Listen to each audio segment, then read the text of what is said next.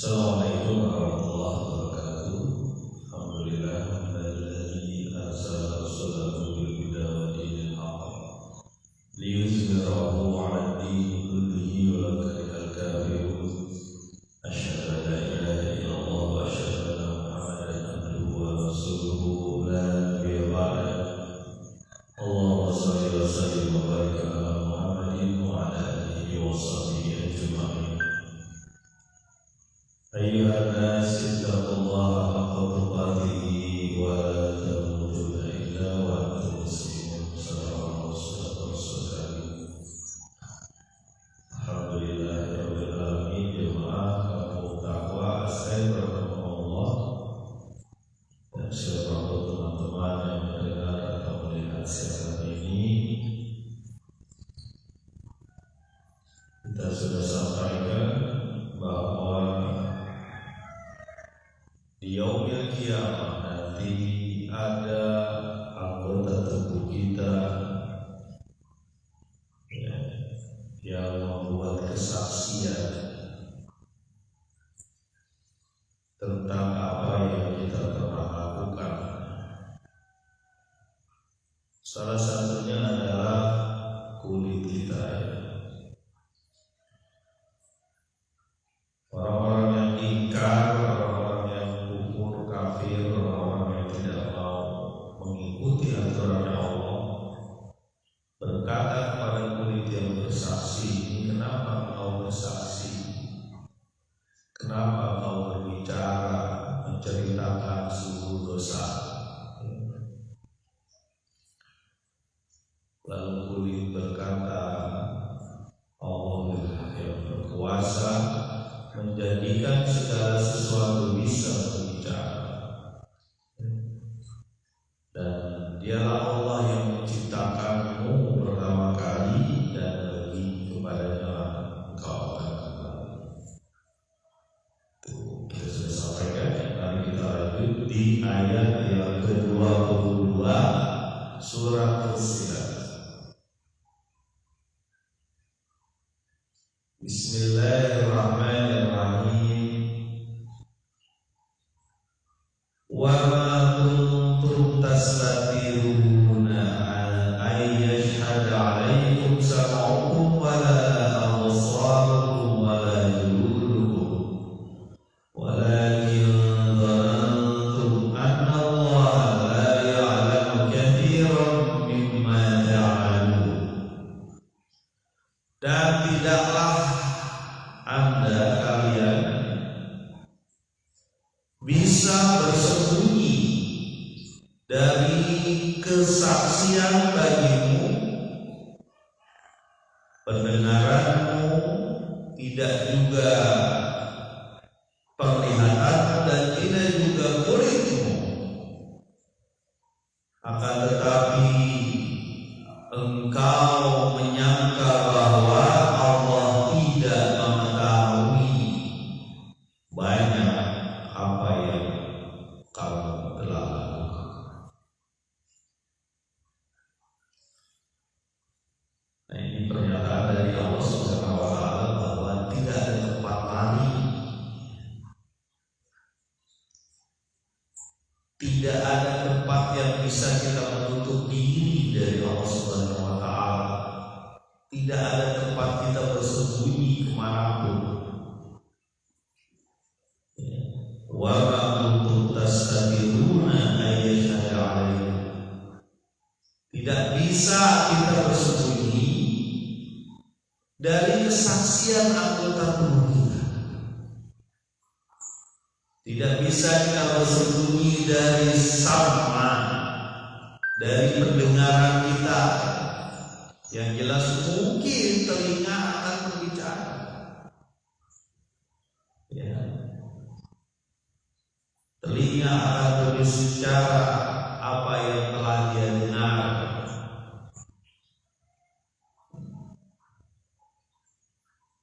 Dan orang itu biasanya sih suka mendengarkan sesuatu yang sesuai dengan hatinya. Kecenderungan seseorang itu mendengarkan sesuatu yang sesuai dengan hatinya. Kalau hatinya rusak, dia akan mendengarkan yang rusak-rusak.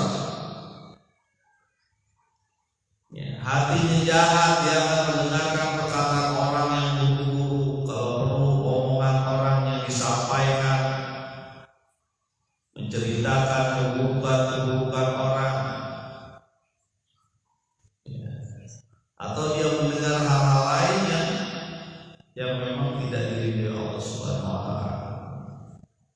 Saat itu tidak ada tempat sembunyi untuk kita keluar dari apa yang sudah disampaikan oleh telinga kita.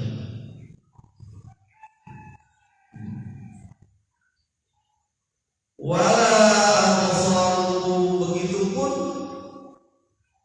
penglihatan kita akan bersaksi.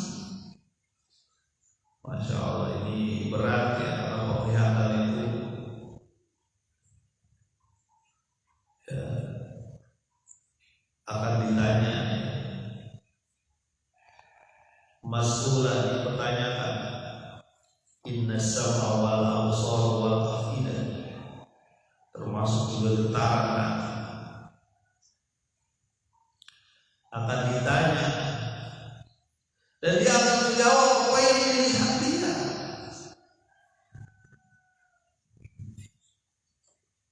Kita berlindung kepada Allah Subhanahu wa taala terhadap penglihatan yang berkhianat, karena yang namanya penglihatan luar biasa, godaan besar.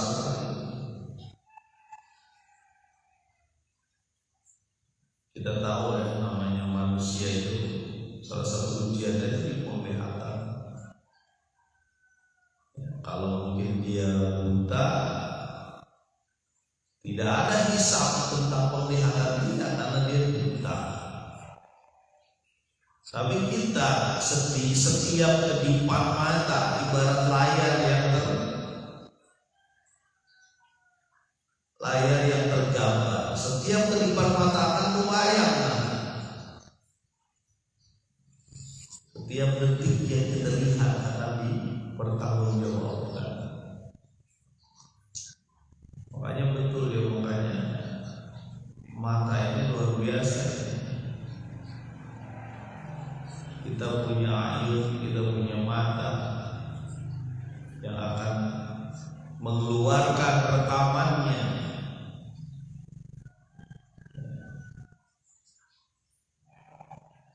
Makanya betul kita perlu hati-hati terhadap apa yang dilihat oleh keluarga kita. Misalnya, contoh gampangnya, apa yang dilihat oleh keluarga kita ketika misalnya anak-anak melihat kita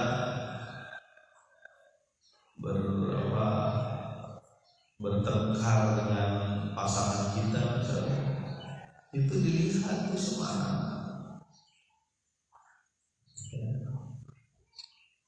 Kita berlindung kepada Allah dan kita minta supaya kita diberikan keluarga yang sakinah,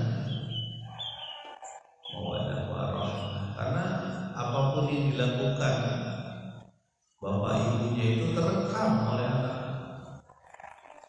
dan bisa jadi bahan pendidikan dia. Kembali lagi bahwa mata ini akan bersaksi dan kita tidak bisa tahu. Pak, dari kapan Pak mata itu bersaksi? Banyak ulama yang menyatakan kesaksian itu dimulai dari dia balik, dia mukallaf. Kalau itu artinya dia sudah terbebani. Ya, kalau sebelumnya disebut anak, berarti lama banget. Iya, namanya perhitungan itu sesuai dengan usia kita, dihitung satu-satu.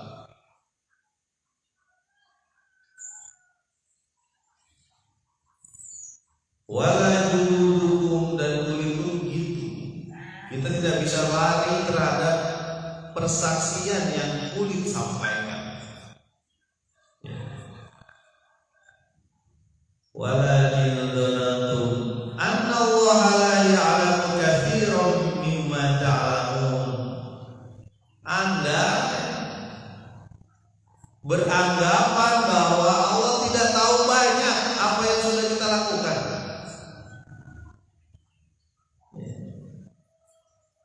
Kita beranggapan bahwa Allah nggak tahu. Itu maksud saya berpikir, itu maksud dari bawaan ayat ini. Walakin dzanantum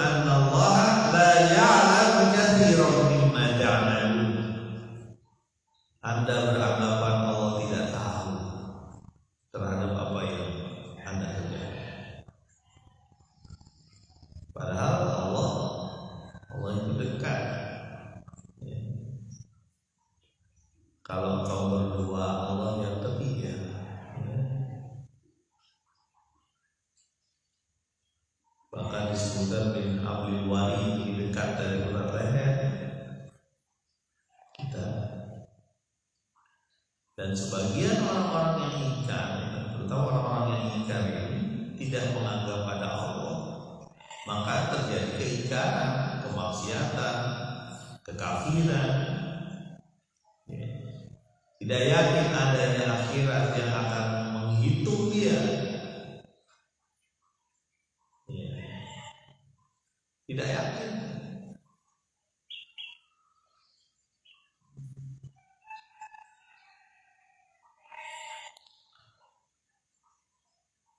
Ayat selanjutnya ayat 23 Surat Fussilat. Wadhalikum dhannukum alladhi dhanantum bi rabbikum ardaakum fa asbahtum minal khasirin. Itulah persangkaanmu, ya, yang kamu sangkakan terhadap Rabbmu. Maka Rabbmu membinasakan kamu, jadilah kamu orang-orang yang rugi. Wa dzalikum dhannukum alladzi dhanantum bi rabbikum. Itulah sangkaan kamu. Apa sangkaan kamu? Yaitu tidak mengetahui bahwa Allah tidak mengetahui apa yang kita lakukan. Ya. Maka Allah membinasakan kamu, ya, dan kamu termasuk orang-orang yang merugi. Ya. Ini kan karena ini biasanya dosa itu kan gak kelihatan, ya. Tapi dosa itu berefek. Itu yang kadang-kadang kita pura-pura lupakan. Memang dosa tidak kelihatan, tapi dosa itu ada efek.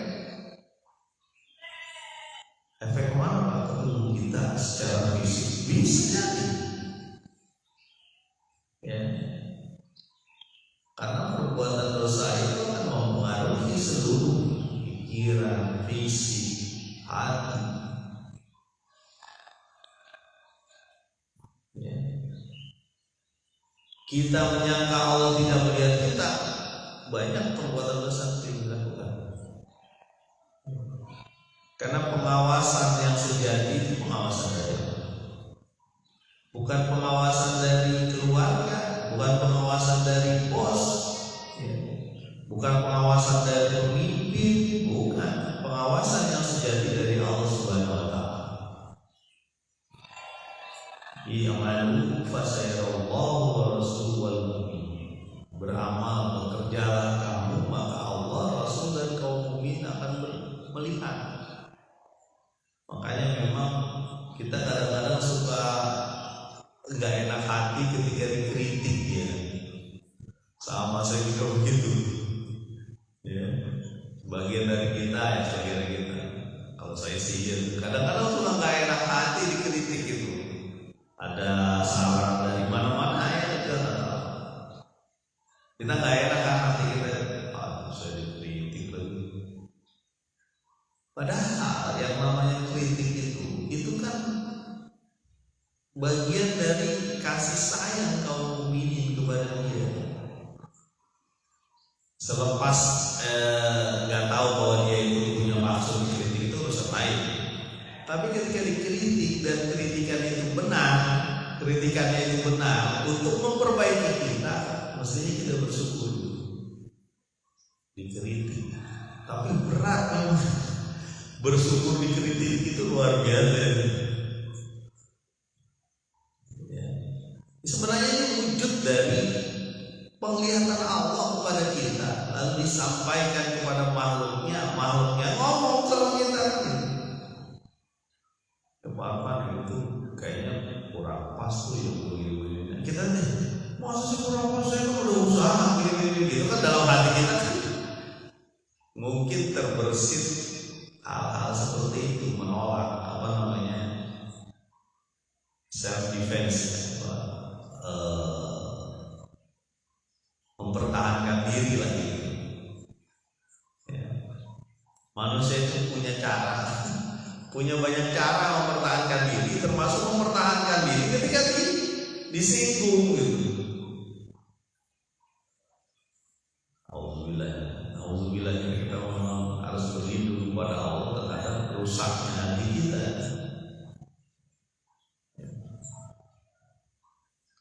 Jadi kembali lagi bahwa itulah persangkaan kamu terhadap Allah. Allah membinasakan kamu. Ya wajarlah orang kamu menyangka tidak ada Allah, makanya di akhirat ada orang yang buta, a'ma.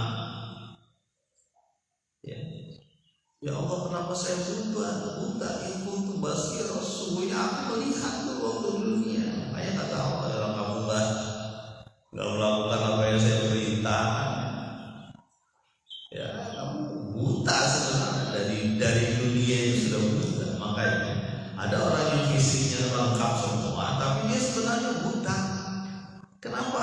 Lahum qulubun la yafqahuna biha wa lahum a'yunun la yubsiruna biha wa lahum adhanun la yasma'una biha. Punya hati gak dipakai, punya mata gak dipakai, punya telinga gak dipakai, ditutup rapat-rapat telinganya dari ajakan Allah. Hatinya pun begitu, termasuk matanya.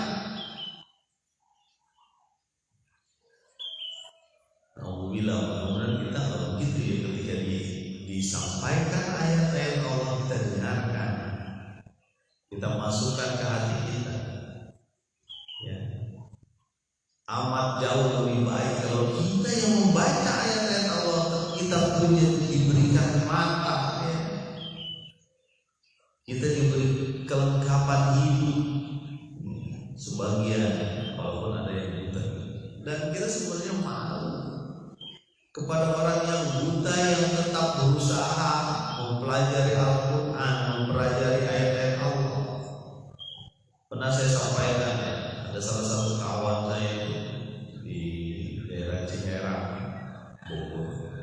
Dalam status WA-nya dia sebut begitu. Teman-teman, ada gak yang punya kitab-kitab gundul tapi berbahasa Braille? Waduh, saya nyesek dada saya itu. Kitab-kitab dasar-dasar atau buku Islam berbahasa Arab tapi berbahasa Braille, berbahasa timbul yang bisa diketahui oleh orang buta. Artinya apa? Artinya orang buta pun semangat belajar Islam luar biasa. Nanti kapan-kapan lagi kita perlu kesana. Saya juga belum sempat kesana. Status WA itu menusuk hati kita bahwa ada orang-orang buta binaan dia yang mau belajar. Berarti dia sudah membaca Al-Quran pakai Braille. Dilanjutkan lagi dengan membaca kitab-kitab kuning, kitab-kitab gundul, kitab-kitab Islam, buku-buku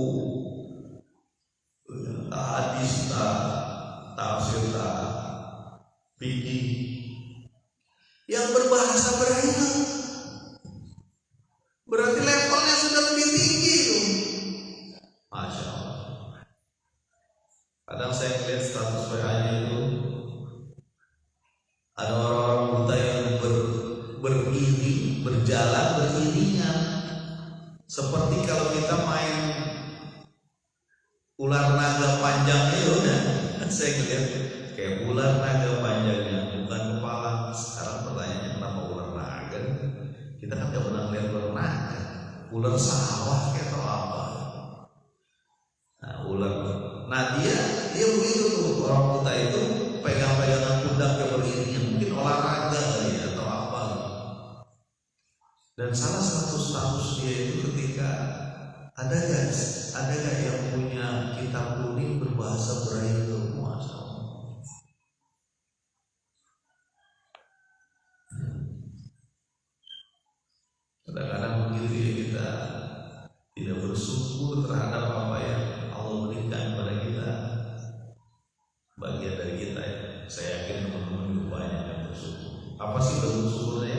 memakai dengan yang baik, memakai penglihatan dengan yang baik, memakai pendengaran dengan yang baik, kaki pun jalan di tempat yang baik. Itulah sujud syukur.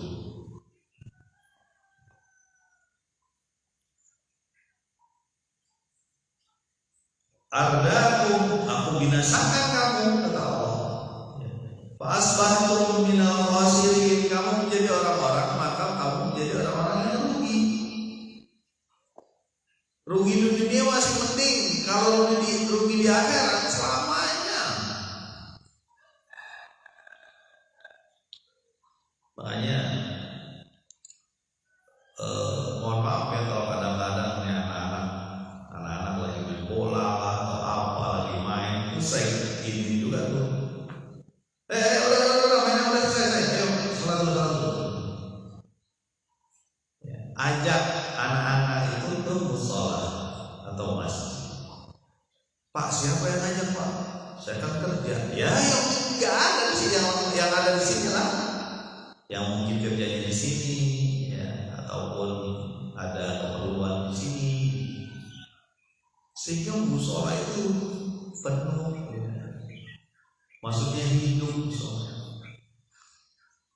Nah, saya kadang-kadang sering bilang, nah kalau main pakai celana panjang, jadi ketika udah mulai azan langsung gerak sih. Jadi nggak ada alasan lagi ngambil samping gelap gitu kan, ambil sarung dulu, nggak ada alasan lagi. Dan ini harus ada orang yang terus menerus. Ya, bagus tuh saya lihat ada apa namanya, ada warga juga yang mengingatkan tuh kalau lagi main bola, ayo, apa namanya, sholat asar. Bagus tuh. Ya, karena begitu saja itu sudah mengingatkan generasi kita, karena kan kita belum tahu sampai kapan kita ada di situ. Ya, anak-anak kita lah yang meneruskan, anak-anak remajanya, anak-anaknya. Ya, ini penting.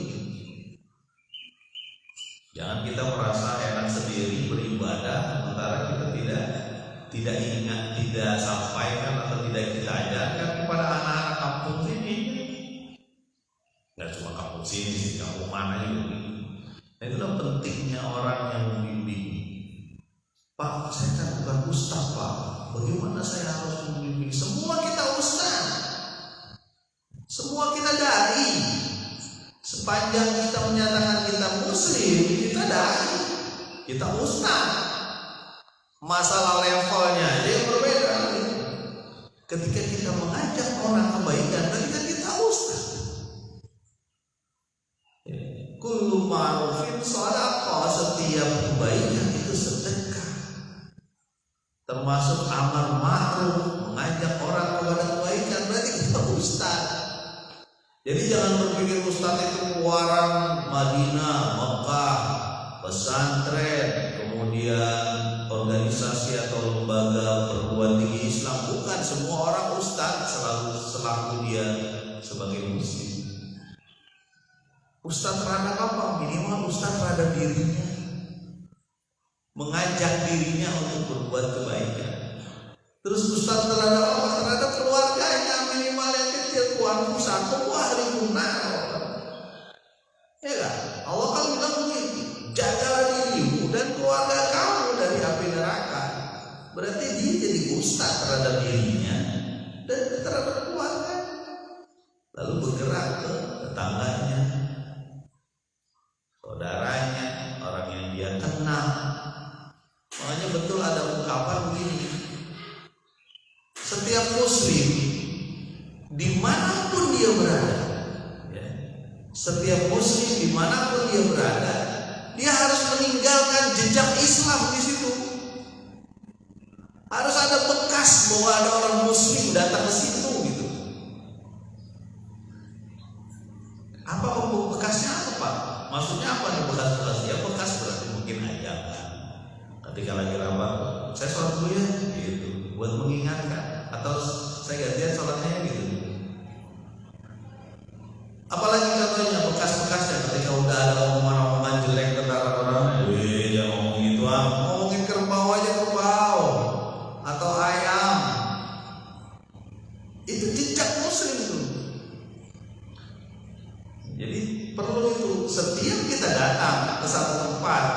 kampung, ke satu organisasi, itu harus ada jejak. Di situ ada orang Islam yang pernah datang.